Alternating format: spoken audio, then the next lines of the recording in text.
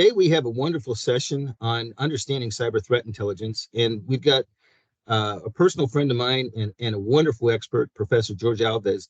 He's going to be talking about doing this, and he has a phenomenal background besides being a 20-plus year military veteran. He's had numerous years in the Deputy DoD CIO position at NAVC, where he was actually doing exactly this type of work. He was over with the Office of Comptroller Currency as a Senior Information System Security Manager.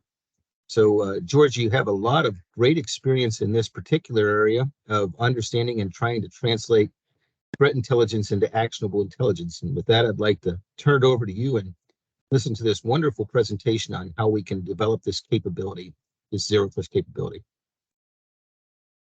Well, thanks, Dr. Shaw. You have a wealth of information as well, retired Navy captain. So I learned a lot from him. So blame it on me if I say something wrong. No, I'm just joking.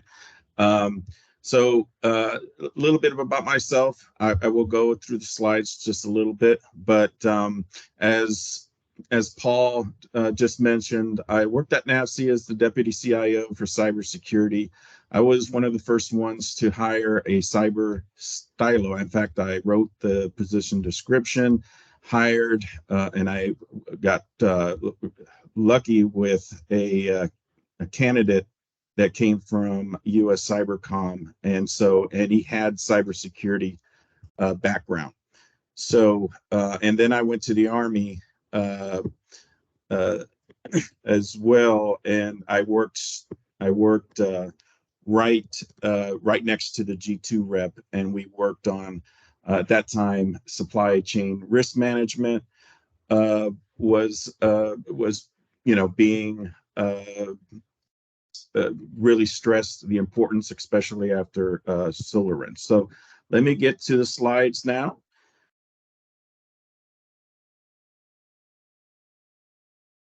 All right, I think the slides are being shown. Okay. Yes, George, they're excellent. All right, thank you. So I'm going to be focusing on specific. Now, Zero Trust is a grand strategy of multiple pillars. And you see some of them right here: user device, application workload, data, network environment, automation, orchestration, visibility, analytics. If you don't know anything about Zero Trust, we do have some introductory courses in the DAU online library. But I'm going to be focusing more on that last one, the visibility analytics. And even though there's a huge strategy from DoD CIO that everything's got to be implemented by 2027, and you could see this, some of these aspects of visibility analytics will be required sooner than later, and then things like artificial intelligence will follow. I was in a meeting with Zero Trust PMFMO yesterday, and other leaders in the Pentagon, and when they talked about artificial intelligence, that's not real intelligence. That's just something that was programmed and we'll do step by step. As humans, though, we will still be needed, so we're not going to be replaced. A lot of the functions, right, will be machine learning and artificial intelligence. But I was talking to a few students yesterday. Also, I teach community college, and so you got some young folks there from 19, 20, 21 years old. And we were talking about two-person integrity and authentication, and how one person doesn't have the combo to a safe, but needs two people. And of course, that was in Navy. I think he was a senior chief at the time in the 80s that sold crypto or top secret material to the Russians. And so we seem to be very reactive when it comes to cybersecurity. So this slideshow is going to probably paint a more proactive approach instead of a reactive. But when I was talking to the students, a real quick joke, I mentioned the movie Crimson Tide. They never heard of it. They never heard of the actor Gene Hackman either. They know Denzel Washington, but I explained the whole CO versus XO, and it was a mutiny and all that stuff. It is Hollywood, but one thing though, I'm afraid of artificial intelligence. If you had the robot to launch those missiles because the communication broke down, and you didn't have a Denzel Washington as the XO that wanted to try every single possible way to get that communication back up to not to launch, because he knew that would be end of civilization. But the commanding officer wasn't wrong either, because he was going by procedures. So I'm afraid if we leave it up to entirely AI, I don't think we would have that balance. So anyways, so I'm going to be focusing on threat intelligence. And now there's going to be two specific ones that we're going to go through, and then we'll lead on other tasks or IDs or capabilities. We're going to be focusing on SIEM, right? Security Information Event Management, kind of like the Splunk log correlator of input. And then we have also threat intelligence and integration. And a lot of that, right, is going to be an enterprise solution, possibly the CNSP, as different services have in their environment or IT environment. And some, yes, I know there's legacy or other type of closed networks that may not be connected to these enterprise solutions. However, that doesn't mean that you have a free pass. There's going to be pretty much ZT compliance across the board. And I can tell you, there's going to be a lot of data calls coming between now and 2027, because that's when DoD wants every services and anyone that does business with the services, the different agencies are going to have to be compliant. So as I mentioned, FY27 is that target date for compliance on ZT. Some are, that needs to be done right now, and some that will work its way up to FY27. What's in the purple is kind of giving you an idea of where were we supposed to be at? We're supposed to be collecting and correlating logs by now, or feeding into some type of a policy repository, or some type of database or repository that's going to collect that information. And I could say, there's not going to be just one solution. There's going to be, this is a strategy. This is something that you can't just put a one equipment and put that Band-Aid and say you're ZT compliant. It's basically, first we're going to have to get that mindset out of the perimeter security is the only way to do security. The whole castle and the moat and the walls. We're going to have to look at inside, and we'll talk a little bit about that. So how are we doing, right? Well, I could tell you the president is really serious about this, and with all the cybersecurity incidents that's happening, right? It's imminent. The attack is imminent. This is not something that we can say, hey, we can just put the best firewalls, 2 firewalls, 3 firewalls, and call it a day. No, those are not going to be the in-all, end-all. We're going to have to think differently. We're going to have to be more proactive in predicting, right, that there's going to be an attack, what kind of attack, and we'll talk a little bit about that. But these attacks are going to be persistent. The enemy is going to be using artificial intelligence, machine learning. They're going to be constantly attacking, constantly involving. So how do we get ahead of it? Well, there's 2 publications that I want to point out. One is the NIST 800-207 that introduces that zero trust architecture, right? So we need to rely on different sources to make a decision. Now, as a user, right, or a leader, that's not what they're really, really talking about entirely. They're talking about attributes inside a computer, right? When the communication happens between the RAM, for example, and the user input and output, how those attributes are being authenticated at each end of the information highway, if you will, from external to internal, within internal, and internal to external.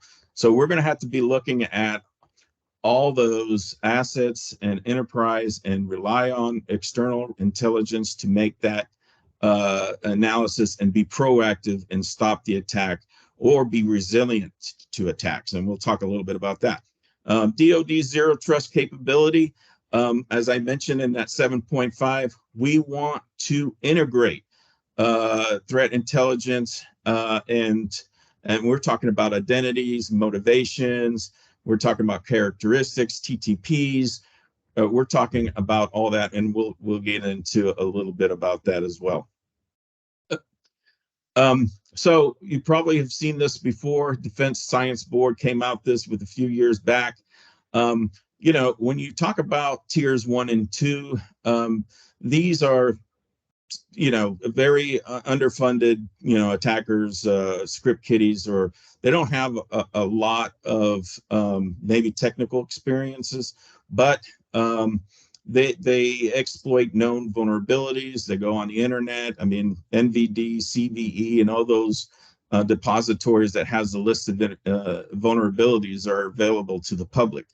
Their main goal could be just to wreak havoc, or they're a criminal and they seek financial gain. Going up, you know, sometimes the tiers 3 and 4, they have a budget of millions of dollars, and they discover unknown vulnerabilities and exploit that. 0-day vulnerabilities, for example. And then when you go higher in the tiers, you're talking about professional state-sponsored criminal networks, APTs, advanced persistent threats, and they're not only financial gain, but political influence and the data, right? Intellectual property. We've seen China very successful in obtaining some of that intellectual property and mimic some of our shipbuilding and aviation aircrafts. One of the things on the left side well, it could be, it's my left, is the higher the tiers, not only existing software vulnerabilities are exploited, but hardware, right? Inserting inside the supply chain, such as the SolarWinds disaster a couple of years back. So, reading the annual threat assessment, China. We talked about that yesterday also. China is most active. They not only attack U.S. government public sector networks, but the private networks, especially the ones that support the government. You know, your defense, cleared defense contractors, for example. So we think, right, that it was almost certainly that it's going to come down to a huge cyber warfare, and Beijing is going to be a big part of that. What are some of the tactics? AP28, in this report, a dormant 2019 Empire infection to move laterally within the government, use the utility to delete files. Hey, just today, Mandiant released another APT, and I'll guess who it was. It was China, and they attacked the Barracuda appliances, which is the email security, and they were able to go in and affect the performance and be able to attack government or private sector agencies. Just today, it just came out in the news. So what is the goal of threat intel integration? So we're going to focus on threat intel integration. These are some of the bullets, right, that we're going to be talking about. But key word here is proactive. We need to be more proactive instead of reactive. Everything that we have experienced in the last few years has been totally reactive, and then we change policy. We need to be more analytical and detect these potential attacks early on, and implement countermeasures to not only detect, but to protect. So an effective zero trust implementation, you got to know, right, your architecture. The engineers need to be very well trained or skilled in being able to upgrade or update or change or be able to integrate countermeasures rapidly. We need to know the threats, the TTPs, as I discussed earlier, and the integration with cyber operations. So when we collect those logs together, who do we send it to? Is there going to be just one person just behind a computer trying to? No, it's going to be a mixture of users, like the special security operational center, and tools such as Microsoft Sentinel and Splunk. And we'll talk about those as well. So one of the capabilities that that we need to get better on is the policy decision point. Where is this information going to? How we're going to make a determination and monitor and terminate connections before the denial of service happens, before a data exfiltration happens. And so this is also one of the capabilities, zero trust, and it will be needed. It will need to be implemented again before 2027 in accordance with the milestones that DoD has put out.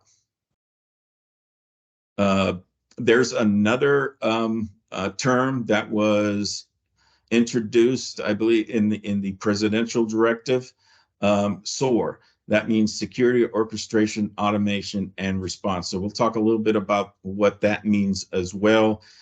Security Operations Center, many of us have it, or it exists already, an incident response plan. However, I would argue we need to do a lot better. And then log all traffic. Who's parsing the logs? Who's analyzing the logs? That would also play into a lot of the decision making, whether it's technical controls or administrative controls. We need to implement what we're seeing across the global environment, the internet. All right, so this is straight out of the NIST 800-207. I'll let that sink in a little bit, but the main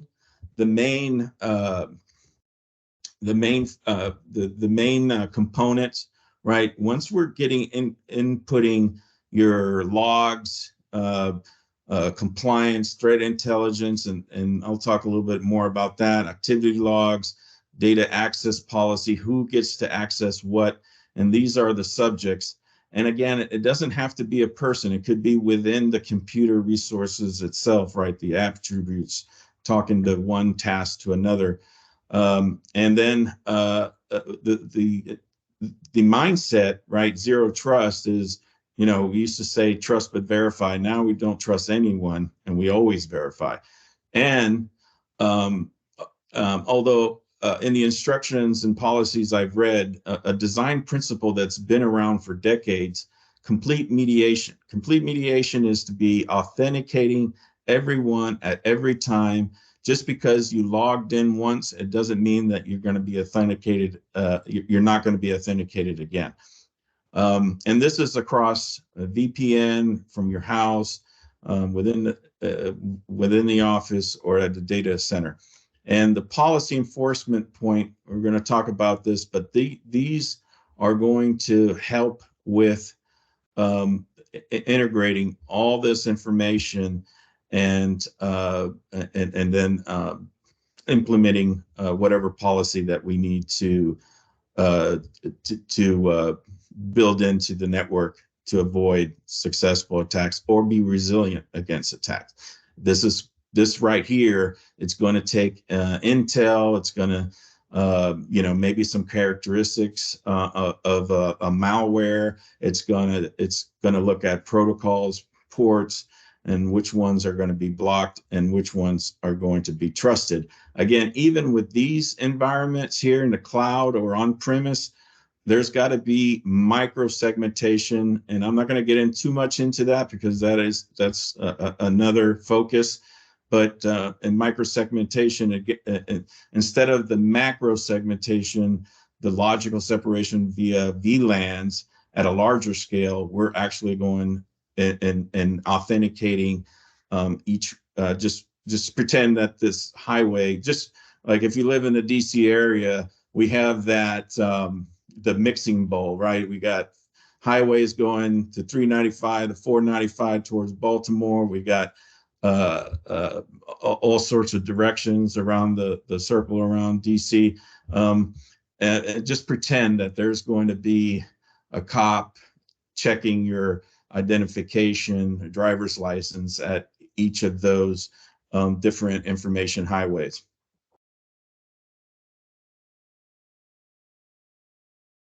Okay, again, from the 207, getting back into the identity mode here, or identification and the input that the policy database, it's going to give information about the subject attributes, like I spoke earlier, and their roles, their behavior patterns. Is this a person that seems to have problems logging in a lot? Is he getting locked out, or he or she getting locked out? Threat intelligence sources. It could be open intel, or other type of metadata sources. So we have all these inputs. We have a good hardware software inventory and asset database. We have already existing policies. And then the threat intelligence feed, right? It's either internal or external to make those decisions. And that's what we call the trust algorithm. And again, should we allow or deny? These are some of the software that's out there that the attackers, and in fact, the threat hunters will use some of these tools as well. But these are intelligent resources that exist, and a lot of them are free. As I mentioned earlier, Biden administration sent out this executive order 14028. First, we got to have a good strategy or an implementation plan by the end of fiscal year 2024. And specifically, we need to move towards the zero trust cybersecurity principles. And one of that is the term I was using earlier. SOAR is one of those required technologies, and we'll talk about that in a second. All right, so I mentioned threat hunters. These are the analysts, and I met one actually a couple of days ago. He's out of CISA, and it's probably, I can do a whole a series on threat hunters, but they're going to be looking at OSI, open source intel. They're going to be going into these different applications like Metasploit to look at characteristics and maybe look out what the threat is out there. What is, again, trying to get ahead of an attack. They're going to be looking at information that the logs collected. They're going to go out to the internet, look at open source. They're going to go maybe to a SCIF and may get some other source and intel if they have that type of clearance. But this is applicable not only to the public sector, but the private sector. These individuals are being proactive to continuously improve the architecture so we can be more resilient and proactive to block. These are a lot of these, and again, it's not that I endorse Microsoft, but they do have an architecture that's that looks a lot like what 207. But I must warn you, if you think that one product is going to be the end all, it's not. And so, but these are some of the applications we talked about, like Splunk, for example, Okta. We use that a lot for identity management. And then that raw data that's coming from the different platforms or applications are going to go into the SIM tool, right? It could be Splunk, it could be ArcSight. And then that intelligence that I keep talking about, this is going to be, it could be 8 trillion signals per day. And we talk about stuff that's on the dark web or the internet or expertise from the humans. It's going to go into another portion of the architecture where, whether it's in the cloud or on premise. And then that information, what they call SOAR, that's supposed to, reduce the analyst effort time per incident and then increasing the overall capacity of the security operational center. So this is kind of a snapshot how we integrate zero trust with security operations. And then Microsoft has a tool, Microsoft Sentinel, and they use that for their SOAR. Again, they take information from the SIM. They also go into behavior analytics. Remember, we used to be just focused on signature-based. Signature-based detection is just like you putting an update to your antivirus because there's a known malware or virus out there, and if it detects it, it quarantines it, right? But that's not enough. We're finding that that's definitely not enough because tools or applications like Metasploit, you can create malware on the fly and be totally different. Now, there's going to be unique characteristics a lot of times, and that is what we need to analyze a lot more because, again, if you're in a persistent attacker, they're going to be using everything that they have in their power to try to exploit any weaknesses in your network. Machine learning, AI, definitely a capability that we need to implement. And Sentinel is not the only tool. There's quite a bit out there. There's going to be vendors that's going to come to you and say, especially early on, oh, this is about identity. And so, yeah, we can maybe vendors like an Okta or some type of other identity management tool. Yeah, this is what's going to solve all your problems. We just need to authenticate better. Yeah, we need to authenticate better, but that is not the only capability that's going to be effective in zero trust. So I use this diagram that I got from Gartner. SOAR is, we got threat intelligence coming in. We have the incident response platforms, things that happen, we record it, maybe go to a central database. If there was a successful attack, it doesn't mean it has to be successful in other places as well. And so we build that capability and be able to respond. Here's an example of Splunk, their version of SOAR tool, as opposed to what I just showed you from Microsoft Sentinel. But this is just kind of like a display of, hey, this is where there's an attack coming at this port or a protocol, or it's affecting this type of service. That there's maybe a high risk of this, subnet or IP range or extension, like Iraq or Iran or some other country that may be affecting us and be more proactive. So as I talked to a cyber hunter a couple of days ago, and I asked him questions.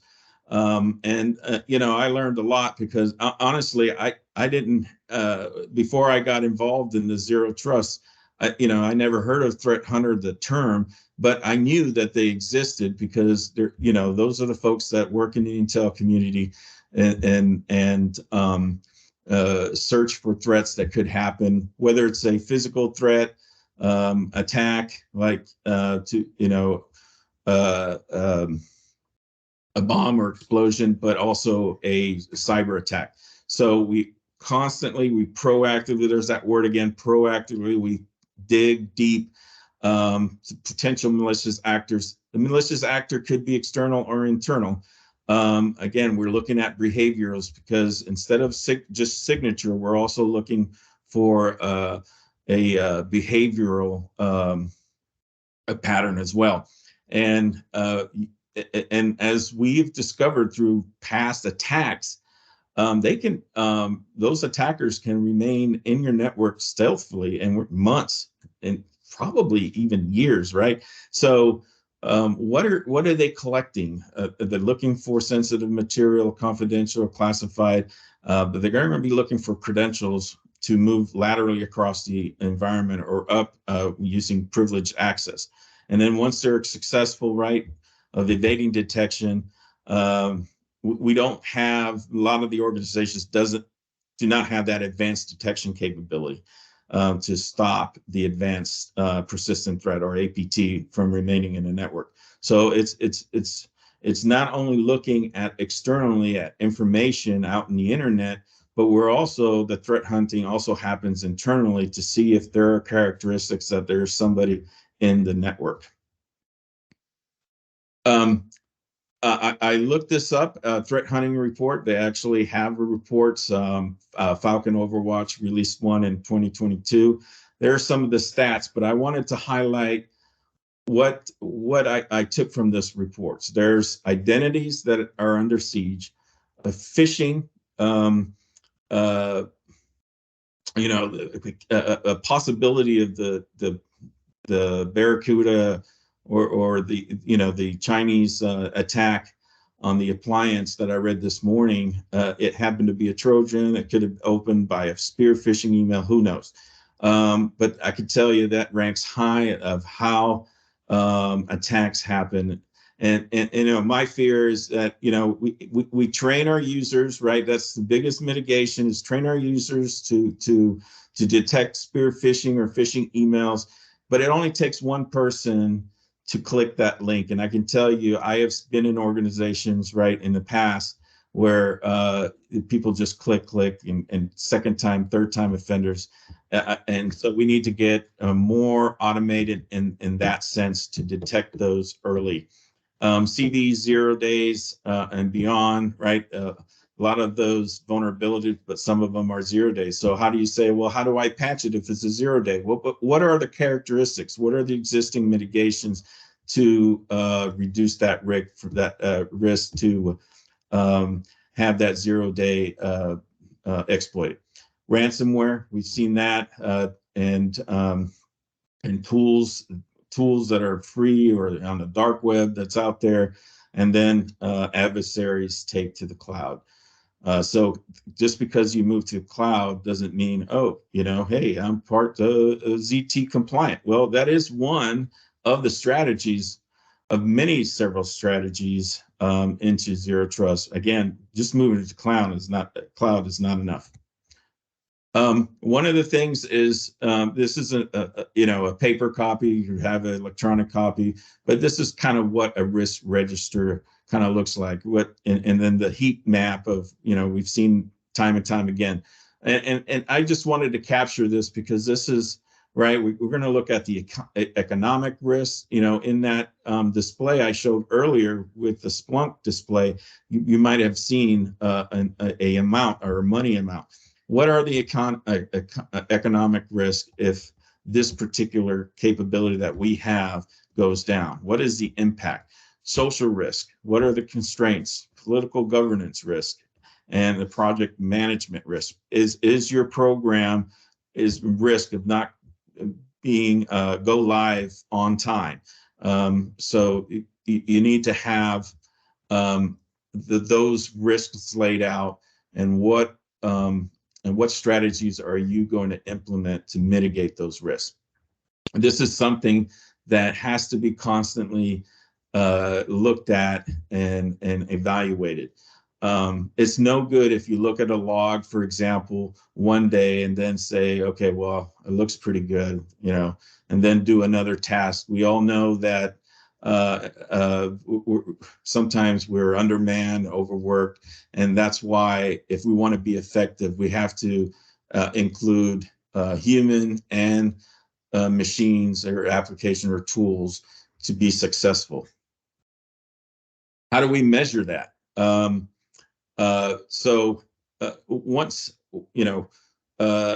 Once we are measuring the resiliency attacks, that has an attack happen, I can tell you in some of the places I see attacks happen all the time.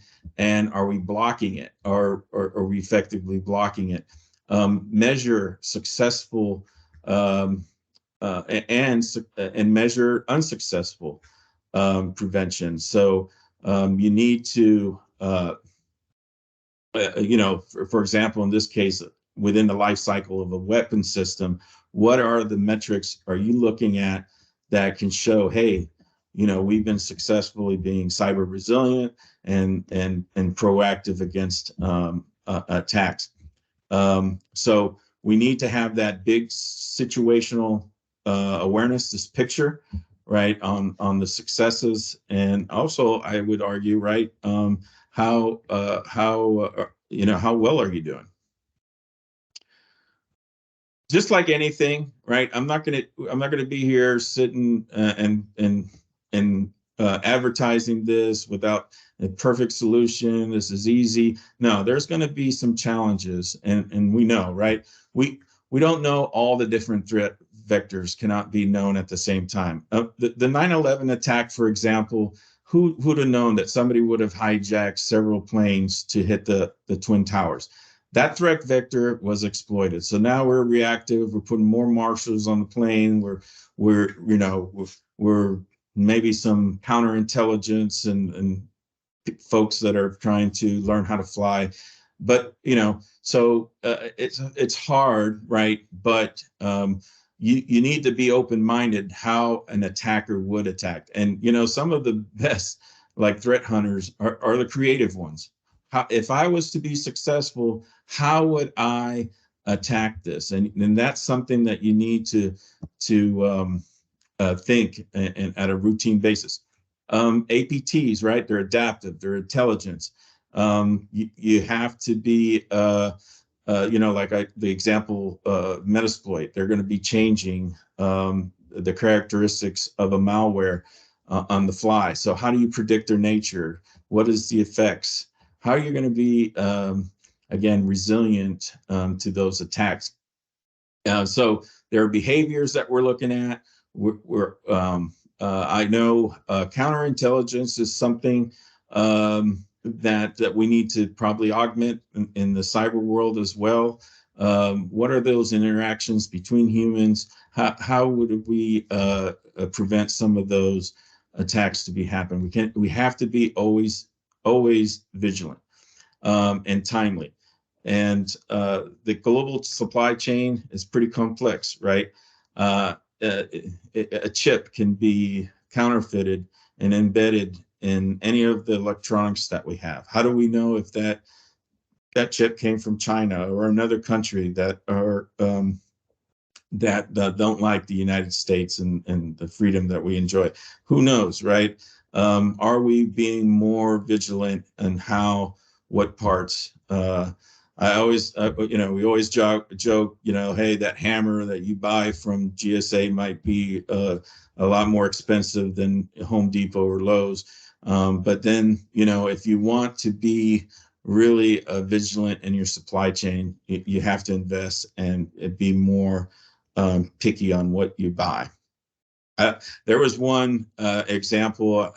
I know I can't talk a lot. You can reach me offline on some of the real world stuff that I have seen within the Department of Defense. But I mean, I just remember one, and I won't specify the system, but I mean, there was this one electronic equipment, and they wanted to test it and buy from a Best Buy or something like that. And I was like, are you kidding me? I mean, what are you going to achieve on those tests? So we have to be very particular on what we use when we build our systems early on. Trying to bolt on cybersecurity afterwards, right, it gets even more expensive and harder. What are the requirements? How do we engineer this? I'm not going to read all these bullets, but we look at several resources like the MITRE, ATT, and CK, right? The knowledge, the TTPs. We know that identity, user credentials is a big part of Zero Trust. So we have to modify those authentication mechanisms into that specific technologies at a micro level. We have to, we have a CAC, but is that enough? How can I bypass that authentication? We have to check and look at those credentials all the time. Things change. I was told about a story of a supervisor that had access to all the files, but this particular supervisor did something wrong, was reprimanded, and then at noon they took they took his supervisory or responsibilities away, and so does that supervisor still have access to the files that only supervisors? So at 8 a.m. you can come in and have access to all these files, but by noon something might happen where that individual should not have access anymore. Are you constantly looking at the credentials? MFA, right? Multi-factor authentications or mitigation, a global policy objects, right? GPO and your OS configuration, account management, ensuring least privilege design, and this framework that I spoke of, right, has 4 use cases. They talk about threat intelligence, detection, analytics, adversary emulation, red teaming, right? Things that we have done before, and always, this is not, I could tell you, a lot of this is not new. A lot of this we exist today, but are we using it effectively? Assessment and engineering. All right, I'm almost going to wrap it up because I see Paul. So that's an indication that my time is running up. Thanks, Paul. DAM, it's a word that probably gets an attention, but this is a good when you measure threat response: defender, attacker, mission, and model. You simulate, you discover the weaknesses, and you predict. I want to share this case study. This is something that was available on the internet. But if you've been in the Department of Defense long enough, this is a report straight from the GAO because the military relies a lot on GPS. But it has threats just like any other type of electronic equipment, jamming, cyber threats, all that. So now we're being proactive and modernizing the systems, but the GAO found in their study that 4 out of 5 didn't have the proper mitigation. So at that time, they didn't have enough information to support, and we know how GPS is important. If we had that intel back early on, what could we have done? And in one scenario from the stylo I hired, again, I won't talk about the specific program or equipment, but he had this particular intel, and the program was trying to get this system authorized, and we were in front of the security control assessor, in that case, chief engineer, and the stylo dropped this bomb, and we were like, I'm not signing anything. Go back to the drawing board and make sure that this system is properly protected. What I want you to take away from my brief program manager, what can you do? Well, what is the cyber threat to my program is one of the big questions. And is your equipment going to be in foreign soil? How foreign cyber actors can gain access?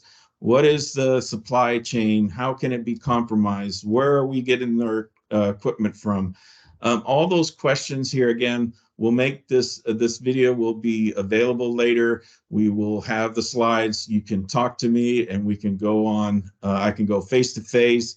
I can talk to you on a CUI or other type. I have a high, pretty good security clearance, so I can go in any environment. But there's only so much I can say. And we've seen, if you've been in PPP, you know what that is.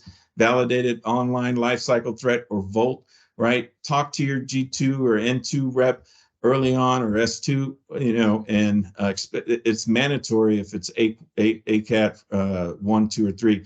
So I know I sat down with my G2 rep when I worked in the Army to make sure that the acquisitions decisions early on were implemented to avoid later disasters. Cyber tabletop, we offer that at DAU. We have the course. We can also do mission assistance and consult. But this is a good way to understand your cyber threat, kind of lay it on, strategize, put it on the table. Hey, what are the different scenarios that I could be attacked? Last slide is, this is areas of expertise that we have at DAU to consult or provide mission assistance. We also, on my right, we have offerings from Intro. We have Zero Trust Practitioner Workshop.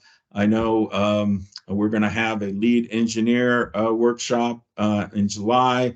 And every month we have one on the West Coast and one on the East Coast for the Zero Trust Practitioner that my colleague, retired Captain Shaw, Paul Shaw, also leads. That is the end of my slide, and I will turn it over to you, Dr. Paul. Well, George, we've had some excellent questions come up in chat, in some pre-questions that occurred before the session. You did an outstanding job of talking about the threat intelligence and what we need to do to start being proactive to integrate it. One of the questions before the session was about, should this be a top-down thing from like the DoD CIO or the service CIOs, or this should this be something that an individual program has to work through? What is your opinion on this threat intelligence integration being either a top-down effort or an individual effort at like even the program office level?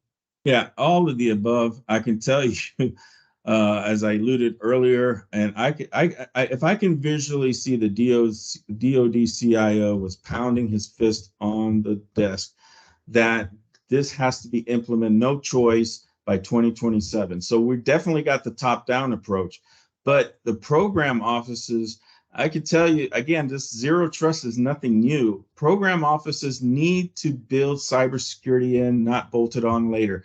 Program office, be vigilant, because you don't want to be the program office and when you get into milestone C and your equipment is already downrange and we're able to manipulate or attack one of your systems because you didn't have the basic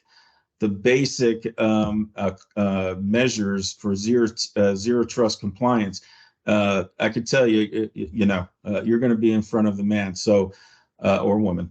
And there's excellent stories that we have heard in the Army. They were downrange and they were able to build just the basic zero trust principles like identity management, data protection, while they were in theater. And so a lot of times you think, oh my goodness, this is going to be millions and millions and millions of dollars. And if this one Army junior officer was able to implement on a closed network, because even closed networks, right, you're still you still have to be zero trust compliant. You don't want a Snowden or a Private Bradley or the airman to take that to take advantage and steal information. Are you monitoring your USB ports? All those questions a program manager has to ask. Yeah, no, you're absolutely right. And now I did see a series of questions, and people were asking like on XDR. XDR is extended detection response, and EDR. And by the way, those specific capabilities are called out in the execution roadmap, Zero Trust in capability 2.7. So XDR is specifically called out, but there's a series of things that we're going to be doing internal in threat, and then there's a series of things like the threat intelligence integration that's external. And what's some of your experience between working with the internal things that you're going to do of using that threat intelligence like XDR across your various systems with the external threat intelligence that you might be getting from the Intel community or the open source stuff that's coming in? Yeah, so one of the, again, we want to be more proactive. Do we want to ransomware is going havoc? How do we block network access to some of this malware? How do we detect it faster? How do we respond quicker? How do we recover sooner? Right, our cyber resiliency. It could be as simple as maybe could be DISA providing some of the tweaks to our existing host-based security system. I know for a fact HPSS is not the one and all either. We had to use Tripwire. We had to use other tools to react a lot quicker.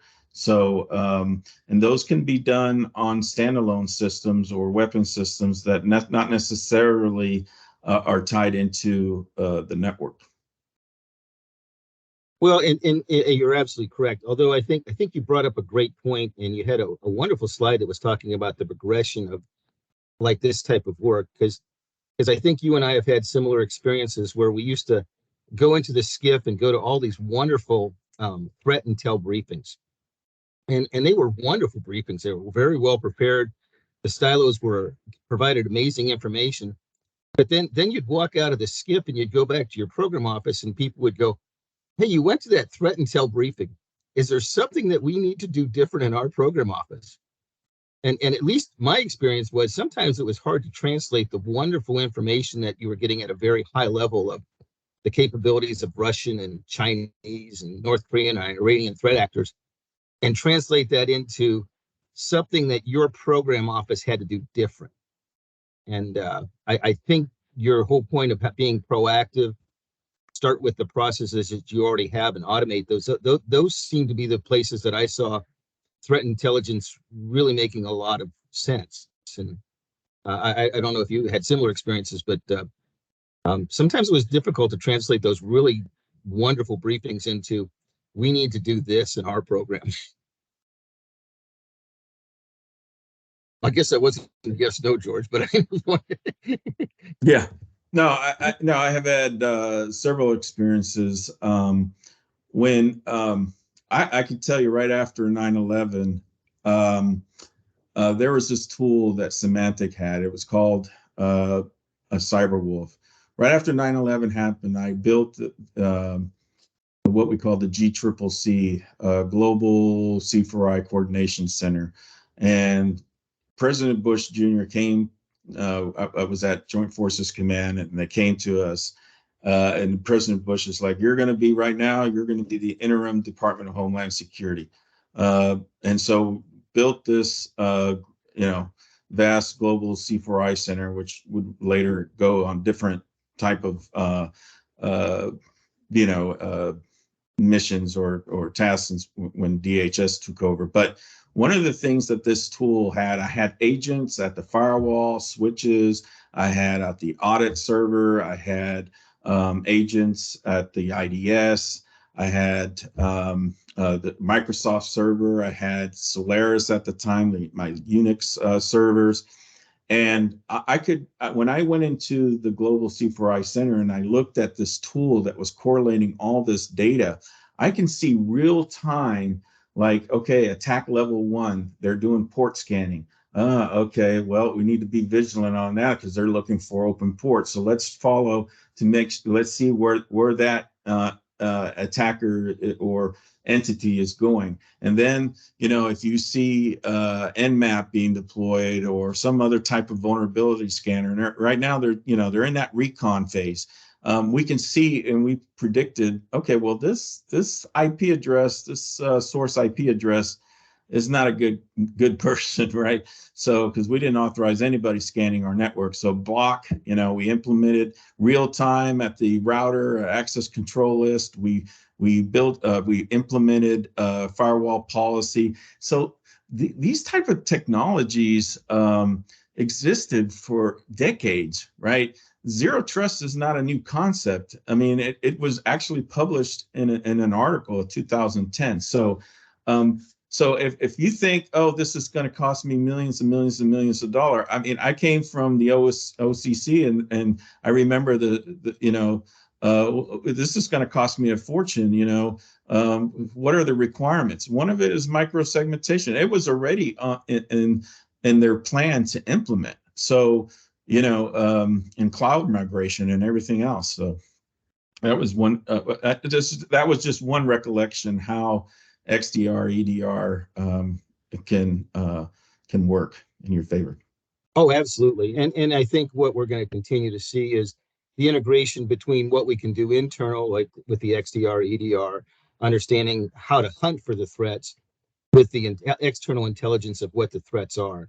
So I think we probably had similar experiences. We might have actually been working different sides of that in development of the early capabilities for what became DHS, because I was also consulting on that, where we were talking about these are the capabilities you guys might want, and this is what it would do for you, and this is how you can use it. So, George, it's an honor to have you as a partner. You're the East Coast teacher of the Zero Trust implementation course. I'm the West Coast lead for that. So we're working together very closely to help people understand how to put these capabilities. And along that line, we've got another session next month on the Zero Trust capability of software risk management with a phenomenal speaker, Mr. Thomas Hurd, who is one of the principal developers of what the DoD does for software assurance. And with that, I'd like to turn it back to Christy and Heather for summing up. And thank you so much, George. This was a wonderful presentation and a great Thank session. you. Thank you for inviting me. It's a pleasure. Christy?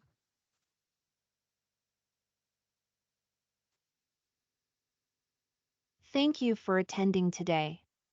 Please remember to access a short survey at the link we provided in chat.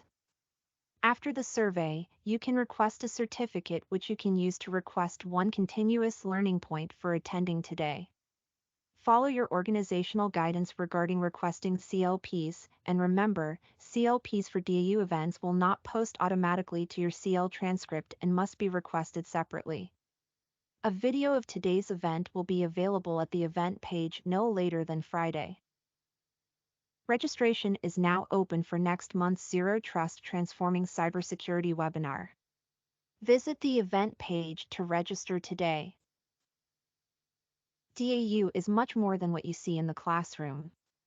We offer consulting, coaching, customized solutions, and executive support. Visit Consulting Services for more information. And if you have ideas for future speakers, send us an email to events@dau.edu. DAU offers a variety of open enrollment workshops every month. Visit the virtual campus to see available workshops and other events. We also offer a variety of web events every month. Registration for these webinars is easy. Just go to the events page and sign up today. That concludes today's event. Thank you for visiting DAU. Have a great day.